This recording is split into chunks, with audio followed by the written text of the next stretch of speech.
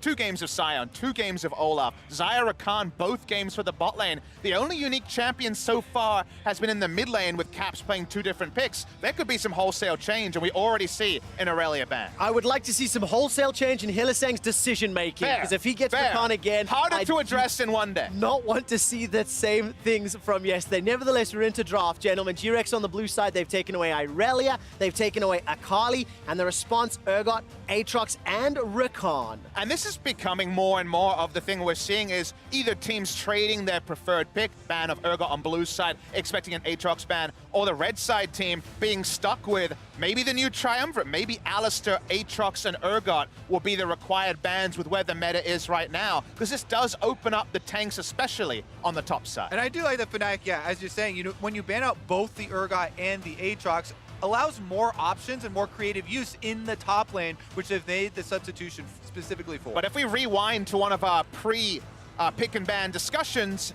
this is something you might expect with Soaz. This is indicative that Bwipo will be following his shoes and playing tanks, because for Soaz, opting out of a skill matchup makes sense. For Bwipo, if you're looking at his solo queue especially, we know he can play the carries, but can Fnatic play around his carry play? A little bit more up in the air on the world stage. Updating with the current picks here, Stitch has been my favorite player on GRX. He has been an outstanding carry for this team. Very good stats, playing offensively as well. He always is looking for as much uptime on an AD carry as possible. Them locking in an early Kai'Sa, I do like, even though we've seen so many teams hesitant, you know, to go with this, you know, with Xayah rising in priority and Varus being a very good answer for lane. But the eye test here in bot lane will be so interesting, because if you think of the 2 games so far, the shift in bot lane was the biggest difference. We saw Rekkles and Hylissang build up a big CS advantage over Rakara and Aframu against 100 Thieves. Then Jackie Love had a great game the following game with nothing changing. Xayah and Rakan, both games from Fnatic. Let's see if they actually choose to attack bot lane, as it's very early Braum priority, mostly to allow the Ornn to do his thing in teamfight. And that's almost certainly going to be Bwipo doing as many Ornn horns as is possible. Yeah. Deficio specifically made us say that if Bwipo is playing that Ornn, every time the ultimate's available, he'll throw it down. I feel like we're seeing Braum and Thresh a little more today than we have in the previous days of the World's group stage here. And of course, for Fnatic, which direction to go with the ADC? Xayah is still open and available. I'm not sure if you want it into the Kai'Sa Thresh, and GRX will secure that Shen. I mean, Kai'Sa also opens up a lot of pocket picks that people around the world will play. Uzi's Vayne is always a possibility into this matchup. The Tristana is, of course, as reckless as Spirit Animal, and is very playable into the Kai'Sa. You've got a lot of options here. Where will they go? Will this also be the Sivir, another reckless pick that we've seen once already at Worlds? Yeah, and we also have seen Uzi actually use a very similar strategy to Reckless, you know, getting early attack speed, shoving the lane very quickly, trying to push in, and this is Fnatic already setting up a very good 5-on-5, you know, team composition here. Bwipo with the Ornn, as you said, very easy engage, and since there's no Braum to block the ultimates coming through, Fnatic really have the go button advantage. A pile-in comp to be true, at least 3 picks into the pick and ban. Well, let's see how GRX decide to respond, because I have been fairly impressed with GRX's opening stage games. If you think back to the 2 previous performances, they have not been rolled over and absolutely obliterated for the first 15 to 20 to 25 minutes. And I think if Fnatic are hoping for a similar trend, then this composition of, you know, team fighting and scaling with the Ornn, with the Braum, with the Sivir can work into their favor. Mid lane bans taken off the table with Syndra and LeBlanc, and there is the Skarner denied from MT. And it's pretty clear on the GRX side, we haven't even really talked about, it's top lane Shen into Ornn. It's very much going to be a Stitch-focused composition, and this is something that he excelled on back in his Samsung Galaxy days a few years ago, probably watching on the Gen G results of this tournament with interest. Very much going to be a bot lane where Kai'Sa and Thresh go pretty even, all things considered, against the Sivir and Braum. And Stitch in teamfights has turned it on more often than not at this tournament. Yeah, I really do approve of this strategy from GRX. Probably their best chance at upsetting Fnatic here. We've already seen Stitch using the killer instinct very early and offensively. Now he'll have some extra support when he does go in, get to bring some teammates with him, and, you know, maybe have the Lantern for a way out if he goes in, gets the kill, and needs a reset. Of course, going to be jumping into phase 2 in just a moment. Those last 2 bans were the Galio and the Skarner. And I can see that the players have just dropped out the lobby, so we'll give you guys an update in a moment or two. Yeah, it was just that the Galio ban, I believe, was supposed to be an Olaf ban. So they're resetting that and going to get the correct ban in. So a bit more time, a bit more table setting then before we can get into this one. But already, Fnatic answering one thing we threw out, saying, let's see some new stuff already. Sivir, good sign that new stuff is a rolling. Well, let's talk about the jungle champion pool then, because Skarner taken off, Olaf taken out as well. You know, what direction do these guys want to go? Is, you know, Sejuani, you think? Do you go Nocturne? Do you go Camille? Like, what direction do you think, Kobe? Yeah, Sejuani's really fallen off since... Not a thing. Definitely not a thing. Since the last nerfs. So probably Bust that one out there, not Trevor. gonna be the case. But there are things like Zac that we've seen that if you really wanted a super hard engage, long range engage, tanky champion to start it off, that is a possibility floating around. I always worry, though, that teams will only remember the mid to late game, Zac, and forget the many, many games in the past where Zac was invaded again and again, or if all your lanes weren't pushing, the enemy jungler kind of finds Zac and gets a free meal either on some Raptors or on the enemy champion, so it's a very risky pick, but when it pays off, it does pay off in the biggest way. Definitely does have to be scared, especially of the Olaf in the early game. And we'll see if we get back into Champ Select with a similar setup. Well, I can see the picks and bans. It is running through the draft. Just as a quick update, if you're joining us, there was a incorrect champion ban. It was Galio instead of Olaf during Phase 2. But just looking at the player faces and reactions, pretty stern, serious looks on the side of GRX. They are 0-2 in this group. And Fnatic with Dylan Falco standing behind them. Big smiles, a lot of energy, a lot of positivity, and I know that's something that Whippo definitely also brings to the table. He has a bit of an infectious enthusiasm. Sometimes it's fantastic, sometimes it's distracting, but of course he's starting today for Fnatic. That's especially funny too because, you know, as a North American viewer during the European LCS, when he first was brought on the scene, one of the biggest and most impressionable things that we got from Whippo was a lot of his trash talk. Yes. That really stuck with it, and we definitely enjoyed that. So he's definitely a lively character, and we do, and very good speaker as well. And his carry play on solo queue was something that was drawing a lot of attention. He had so many challenger points over in Korean solo queue, so I wanted to see the carries, understand that in pro play, your decision-making and where you need to be for the team is different. You're going to see the Rise picked up here, likely going to be that blind mid lane pick for Caps. Yeah, that's going to give them some more options for later in the game. You know, you can send Rise to the side lane very effectively as well, use the Realm Warp. Kobe, what does the GRX draft do? Can you walk me through these big, burly tanks with defensive utility and a Kai'Sa? Yeah, so now the only thing they have to be worried about, I guess, would be the dreaded Nocturne ultimate that has become a little bit... They could have one. Exactly, a little bit of a joke, but whenever you see all these globals,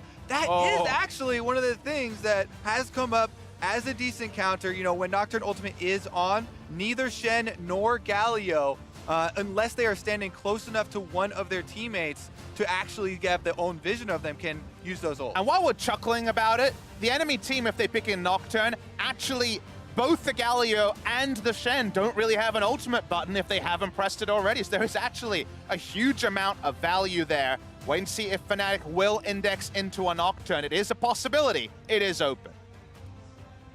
Couple seconds later, I'm holding my breath to see what Broxah decides to do. He has played Nocturne 3 times this year already, won 2 of those games, and in the last few seconds will pivot to one of the champions that he made a name for himself on in his debut on the Fnatic roster with Lee Sin. Kobe, I see a cheeky grin. What do you think of the Fnatic composition now it's locked in? I was very excited when I started researching coming into Worlds and saw a lot of these players start to re-pick Lee Sin up.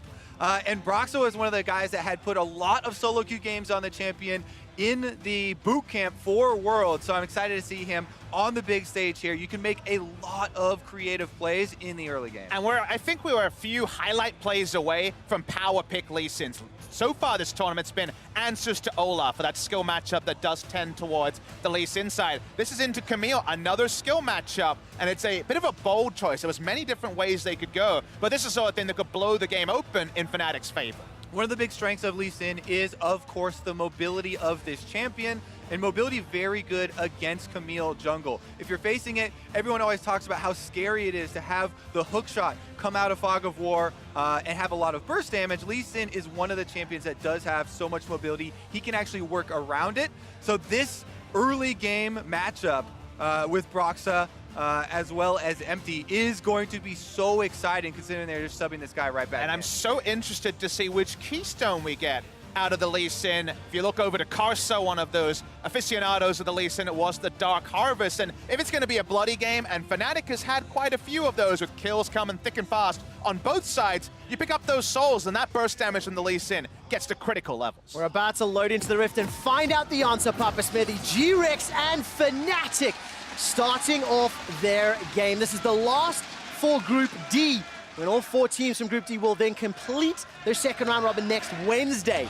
GRX looking for their first win, and listen to those Fnatic chants. A lot of support for Reckless and crew, and that support is just as disappointed as we are, ladies and gentlemen. Here is a tension-building pause, but I did see Dark Harvest for Broxah, so some hopeful team fights in the Fnatic camp. And honestly, that Invictus Gaming game, I think Deficio said it best, just bloody on both sides. They weren't thinking about rotations, not the sort of game that every Korean analyst would approve of, but the sort of game where Dark Harvest does benefit. It's been mentioned on the cast already, but both allies and enemies perishing does give you those Dark Harvest stacks and can be so big when it comes to getting access to the 150 stacks and thus the reliable burst damage as the game goes on.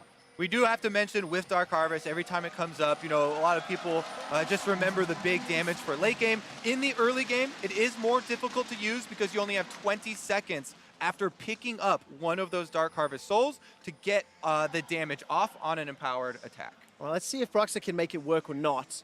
Hylissang was making his way through to that Dragon Pit. And one of the things that Fnatic became fairly well known for in the ULCS was some very creative level 1s.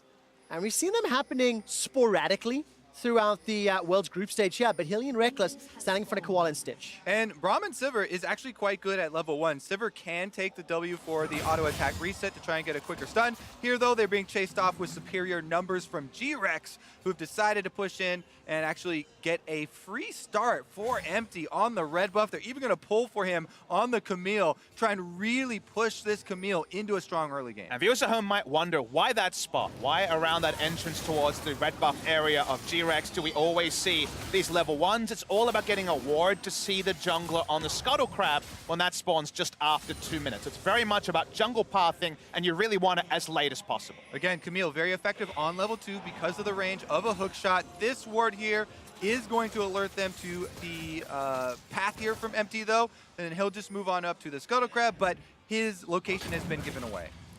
That means no further shenanigans. Reckless and Hilly, Wave somewhat pushing away for them for now, so Koala playing the zoning game. And Caps will be playing the Rise, that third unique champion in 3 games. Papa Smithy, we were talking about expectations for Fnatic. They've had the substitution, and now we see a slightly different flavor draft.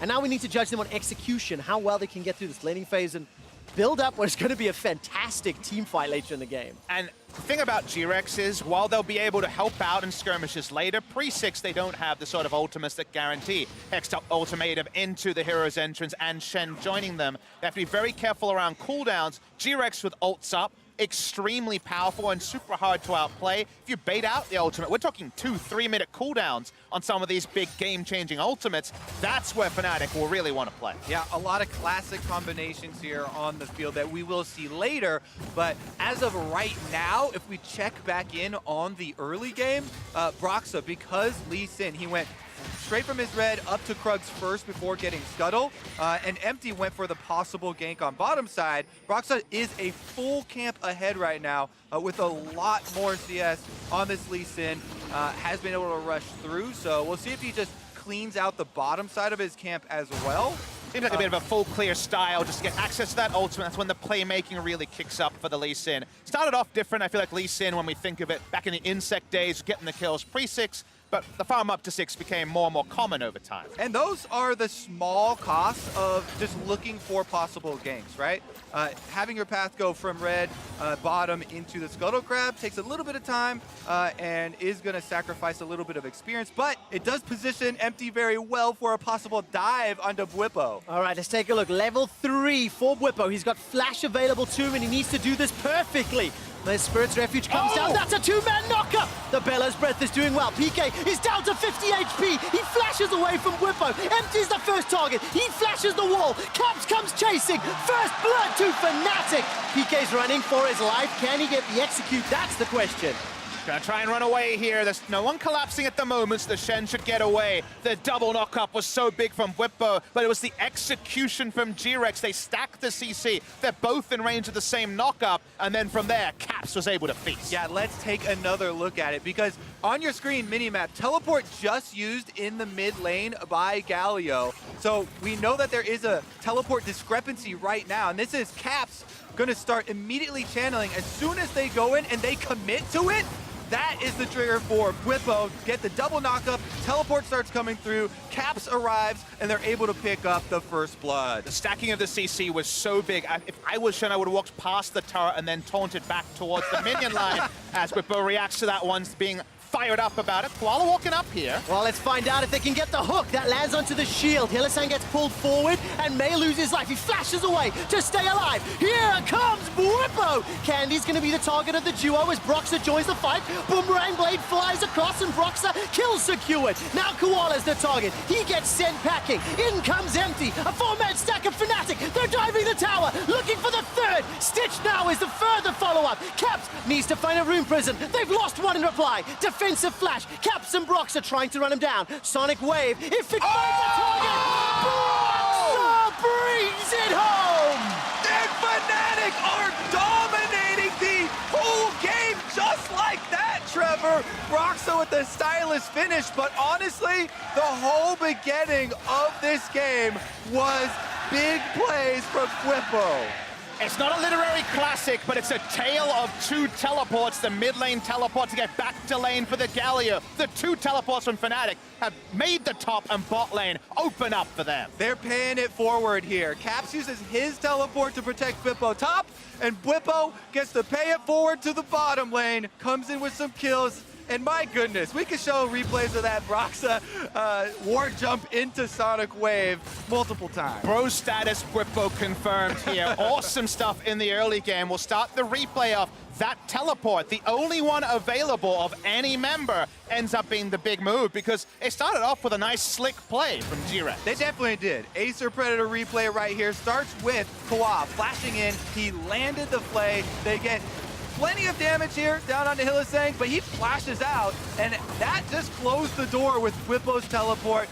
Comes in full health, plenty of mana, and they start to rack up the kill. The creeping dread of that teleport channel was, I'm sure, there for all three members of GRX who were present. Caps got the blue buff, if you're wondering, from that kill in the top lane, still wears it here. They may take one casualty on the dive, but Broxah cool under pressure. Karsa had his sniper cues on earlier this week, so does Broxah. Yeah, Stitch tried to dodge it right there, running straight up, but unable to escape. And we've already had some good attitude here from Whippo so far. 100% kill participation. GRX targeted him. He countered that play. The tale of two teleports in Chapter 2 of the story leads Fnatic to a 2,000 gold lead before 8 minutes. I'll be watching EULCS next year for some Whippo face, because that seems like a quality meme just based on 5 minutes of play. Yeah, he's already got 2 on the board. Broxah, though, might want to create some for himself. He's now level 6, access to the big burst damage and knockback in his Dragon Kick.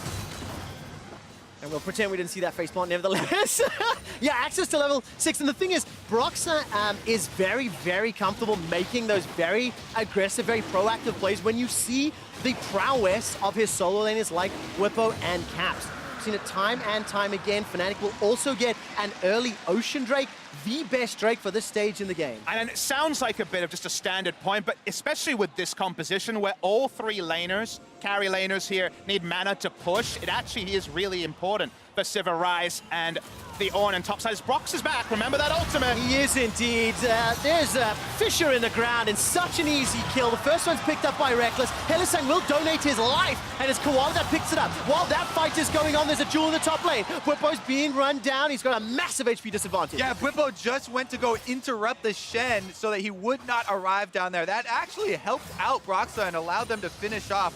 Stitch right after the shield, and no Shen does arrive. In the end, it costs him some health, but Ocean Drake will regenerate him right back up. And throw out what we were saying about a skill matchup in the jungle when there's 4 kills already onto the Lee Sin. We're getting into 1 rotation territory on the Camille. Yeah, it does remove some of the skill because just a Dragon Kick can take 50% of your HP, but let's take another look at how it happened. He gets the execute damage there. Reckless actually picks up the last hit for the kill.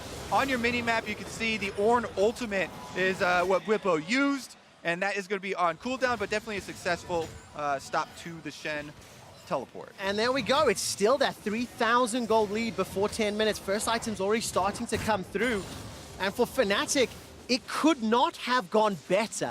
The counterplay and then the proactive dive themselves established a lead in every single one of their lanes. And for GRX, they've got to be very, very careful to not let this get further because they can just get destroyed. But a lot of the inevitabilities about where this mid-game was going with ultimates for GRX are thrown out when it's a 3,000 gold lead for Fnatic pre-10 minutes. That is an insane gold lead for this far into a game. Now, even if you get off the picture-perfect combos, the item disadvantage will, at minimum, slow down the first kill and allow Fnatic to be in position. And as we've been saying, a lot of the money is on Broxah. He has a fully completed warrior enchantment, upgraded boots, and more money to spend on an extra health crystal. Now, warrior enchantment, if you know, gives 60 attack damage. The Tiamat over here for Camille 25. So just in the straight up offensive stats right there, he will win the 1v1. And he's got extra money to spend on tenacity and you know, extra things. So he kills you quicker and he takes longer to die. It's definitely going to be very succinct, Trevor. I like it. I like it. Very difficult for Empty here to pull off those plays on Camille. But let's try and bring it back and go hard mode right now. The difficult scenario for this game, how will GRX get back? Actually, it's going to start in the mid lane. Candy has to flash out. And he does escape with his life. Empty was waiting in the wings. And I'm going to go back to that question, Kobe. The fact that GRX are still holding on to their towers is very early. If you look at the HP, it hasn't fallen yet. The longer they can delay those tier 1s going down, the less impactful this gold lead will feel like. And remember what we were talking about earlier, they do have very strong synergies in their ultimates. If you can bring together the AoE of the Galio ultimate on top of Camille and allow Kai'Sa to get in there and pick off the low target during the knockup, that is where you want to try and make your big plays. However, they're facing a Fnatic that have a very big early lead. And usually a Lee Sin with 4 kills might not be ideal kill distribution, but in a game like this, wherever Broxah goes, doesn't matter what wards he's walking over. He's so powerful as an individual that he both represents a dive on the side of the jungle he's on and also can 1v1. He's here threatening that dive. They want this turret. Papa Smithy, you say the word dive, and Fnatic, they want to make it happen. The Sonic Wave didn't find the target, though. Enough pressure and a numbers advantage to get tower first blood and unlock some more freedom on the map. Yeah, wherever Broxah goes, you know, GRX cannot afford to fight around that area of the map. They would have to use some of these, you know, global and semi-global ultimates to try and make a trade somewhere else. It's very hard for them to find a foothold at the moment. And the more open the map is in terms of map length with turrets down, the less likely you're going to get a wombo combo off because there's so much more space for Fnatic to play around, to chase, to play and make, and that means that once again, the chance of everyone piling in with the Galio and Shen becomes lower. All right, now a little bit easier mode is what is the next step for Fnatic? They took the bottom turret so they can swap Reckless up to the top side. He is on Sivir, plenty of attack speed. He's already finished the Storm Razor in addition to his Berserker Greaves, so he can just head up here with Whippo, pushing on the top side and continue the momentum. All right, Koala manages to get a very good flay and forced a flash as well. Broxah didn't fancy further chase, but summon a spell, Liss Thresh, and all that burst damage makes him a juicy target. There is Reckless starting to chip away at this top outer turret, and every time I look at the minimap, I'm trying to see where the grouping is. GRX trying to respond. A potential dive, but Fnatic aren't sending out. But what I want to see from Fnatic is the threat into turrets rather than actually making risky plays. They're so far ahead, it's more about the threat, but here's the bar. All right, Broxah gets the Dragon's Rage. Koala's the target. He gets knocked up by the Ornn Horn. Here comes Reckless. His ultimate's already used, and Empty's killed Hilly. Fnatic are somewhat split. It's a fight on multiple fronts. Candy gets a good taunt. Caps is running for his life. Flash may be needed, not just yet. Now Whippo, he's got a flash smash the wall. Fnatic, that was terrible. GRX are running circles around Fnatic. Bwippo gets chunked up by the winds of war, running backwards. Fnatic may consider a turn to side against it in the end. Only Hilly goes down. The gold lead spares their blushes a little bit, but Fnatic is biting off more than they can chew. They could have gone for a much more measured play where Broxah just comes through the triangle brush, throws out a Q, and threatens a dive. Instead, they hit a Q, the Lee Syndrome starts, and unfortunately kills go the way of GRX. You have to be careful about giving over too much money to this GRX composition. Again, remember the big ultimates they have? If you're in a condensed area like the jungle here, it is easier to use the big ultimate. Here comes Galio. They completely collapse on Hylissang. They also use the Kai'Sa ultimate and pick up a kill for Empty here. On the other side, Caps, after the taunt is used, he knows there's no more crowd control to stop his Rise ult, so he gets out with Realm Warp. One might say a little too hyphy. Yep. Bringing up an whole term. Fnatic need to just slow this down a little and once again go back. Make sure they hold on to this 3.5, 4,000 gold lead. You can see the top outer turret is down to 50% already.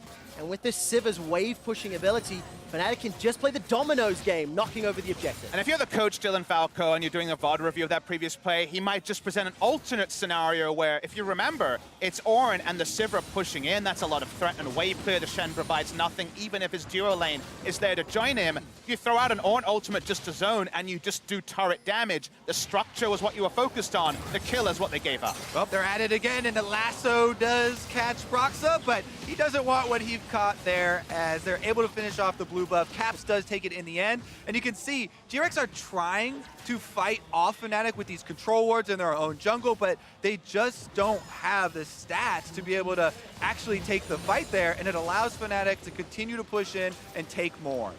From here, though, we're going to see them clear out some vision. This is solo gold onto Reckless, already going to be pushing towards his second big item here. I imagine Azil. I watch enough Reckless games to see that. Look at me. What a prophet I am. Well researched, Papa Smithy. Take a look at some of the other items, though. Brox has just picked himself up a Phage, another Ruby Crystal. The Iceborne Gauntlet is sitting in Bwippo's back pockets, and of course, Caps is trying to work his way up towards that Seraph. So a few big-ticket items have been completed. Fortunately, on the side of GRX, that is also true. PK and Stitch with their first items. Candy's got that Roa stacking. So, you know, effective combat stats are looking a little better, but it's still a difficult situation for GRX, and they need to play for time. But on the other side, Fnatic need to keep up the tempo. In a position like this, you want to keep threatening and see which ults you can glean from GRX. You can't always wait for the ideal play. If you force out any of these Wombo ultimates, the double globals here, or a big engage ultimate, then you have so much more breathing room in the cooldown windows to push, push, push. And speaking of push, we see the Rift Herald started around 50% HP. All right, Reckless and Hylissang they're going to jump in on this one. Empty decides to go forward, puts down the baby cage. In comes Candy. Everybody's stacked up in a 5v5. Death Sentence connects for Koala. There's the chase forward for PK. Empty's running for his life. GRX realize they can't win this fight. They back away. Fnatic get the prize. And after that, Fnatic are going to have a very big window where they don't have to worry about those big AoE ultimates. Galio, Camille, and Shen all used here, and the Thresh box to try and disengage. With the rewards of the Rift Herald, Fnatic trying to knock down the mid turret here. Wave clear so limited on the side of GRX, just the Q coming through from Galio mostly. There is the Rift Herald, they needed to tank it up, and Reckless should be able to get the turret right now. Oh, every single time Koala throws out that Death Sentence, I'm holding my breath. He's trying to lasso a Fnatic member in, but Fnatic will secure the third outer tower, extend the gold lead to 5,000, and also pick up a second Ocean Drake on the way out. This is a gigantic lead with the team composition that can utilize it to knock down inner turrets. And my impression is that the Fnatic playstyle and draft here is very much trying to play new meta. No longer are we in the meta where you put down all the wards and you try to just control the map. Now having people like a full kill Broxah allows you to exert pressure. That means that if GRX go to the river, that's kind of new territory for them. They're not really strong enough to peek their heads forward, and Fnatic actually control about 65% of this map.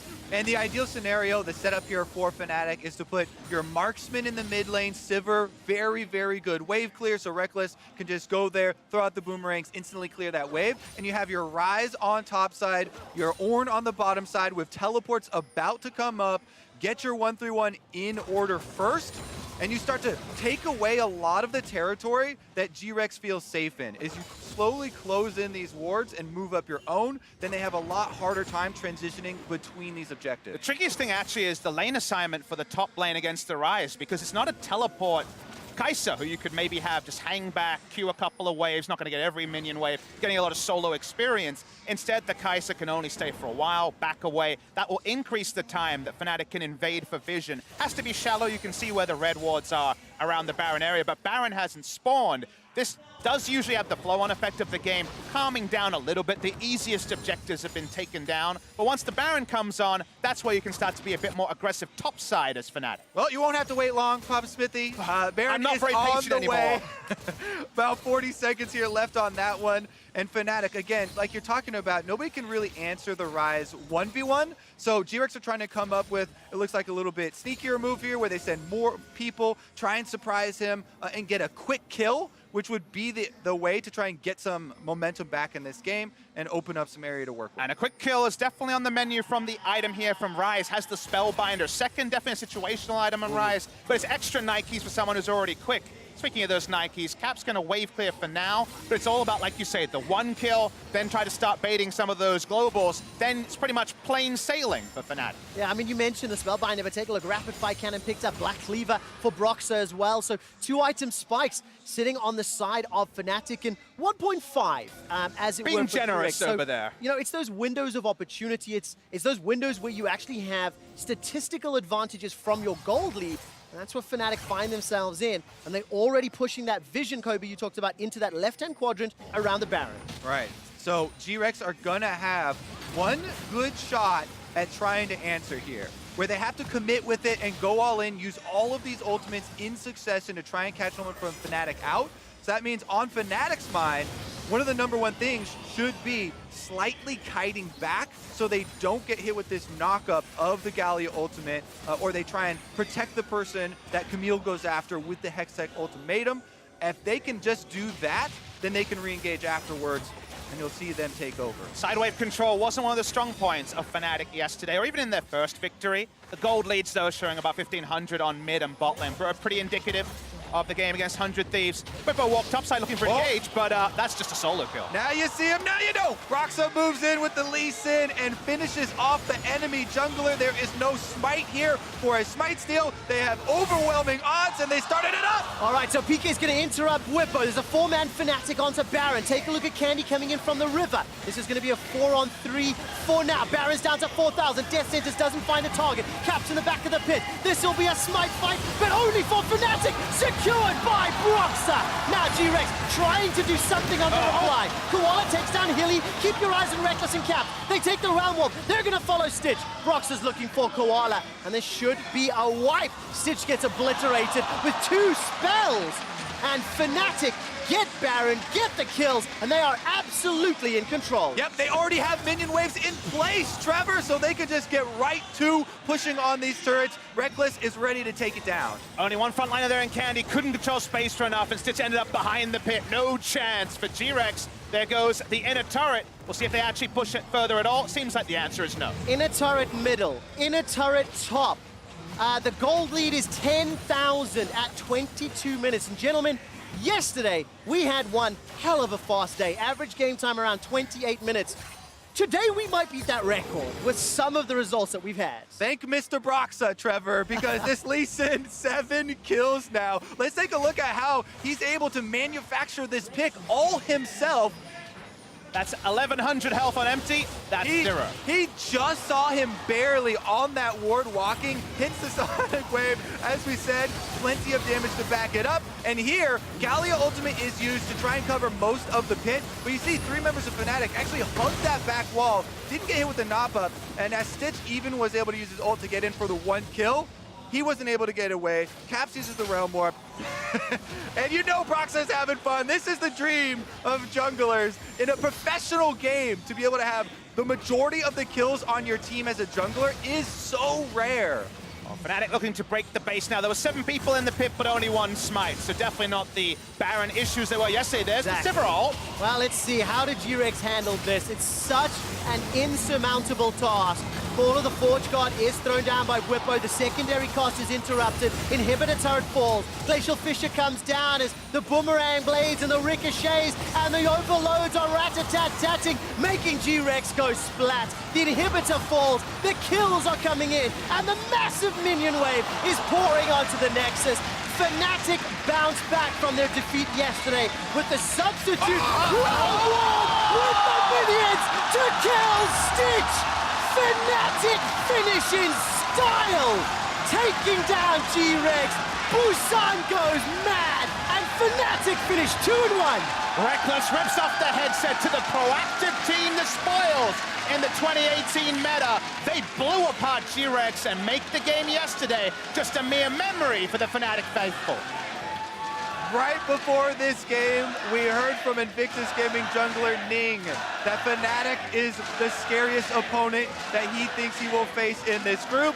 And they definitely made a good case for it here in their 24-minute victory over GRX. Earlier in the game, Papa Smithy, you talked about the Broxah face memes. I'm going to pivot that story.